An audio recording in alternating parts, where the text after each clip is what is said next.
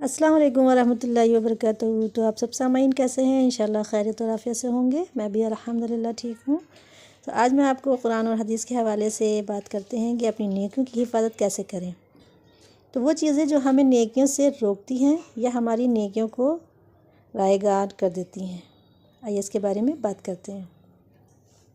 تو انسان جب تنہائی میں ہوتا ہے تو شیطان کے حملوں کا شکار آسانی سے ہو جاتا ہے۔ بہت سارے لوگ محفوظ محفلوں میں بھی اور لوگوں کے سامنے تو اچھے خاصے متقی اور نیک آسانی کی حیثیت سے متعارف ہوتے ہیں، لیکن ان کی ہر خطوتیں اور گناہوں کی ارتکاب سے آلودہ ہوتی ہیں۔ نیکیوں کی حفاظت کے لیے ضروری ہے کہ جلوت کے ساتھ اور خلوت میں بھی اللہ سے ڈرا جائے اور گناہوں سے ارتکاب سے بچا جائے۔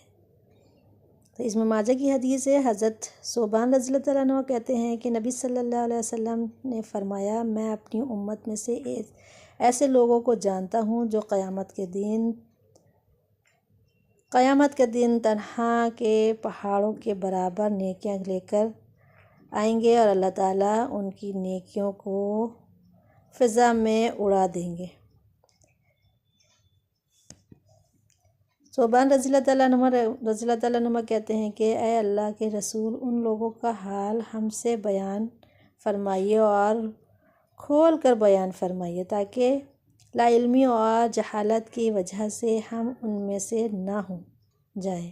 آپ صلی اللہ علیہ وسلم نے فرمایا، جان لو کہ وہ تمہارے بھائیوں میں سے ہی ہیں اور تمہاری قوم میں سے ہیں، وہ بھی راتوں کو اسی طرح عبادت کریں گے جیسے تم عبادت کرتے ہو، لیکن وہ ایسے لوگ ہیں کہ جو جب تنہائی میں ہوں گے تو حرام کاموں کا ارتکاب کریں گے۔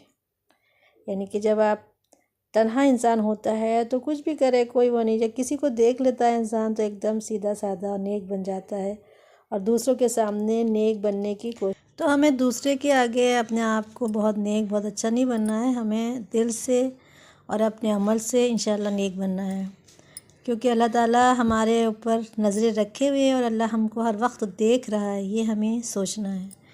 ایک کیمرہ جو اللہ تعالیٰ نے ہر بندے پہ لگا رکھا ہے، اس کی ریل بن رہی ہے، وہ ریل آخرت میں دکھائی جائے گی۔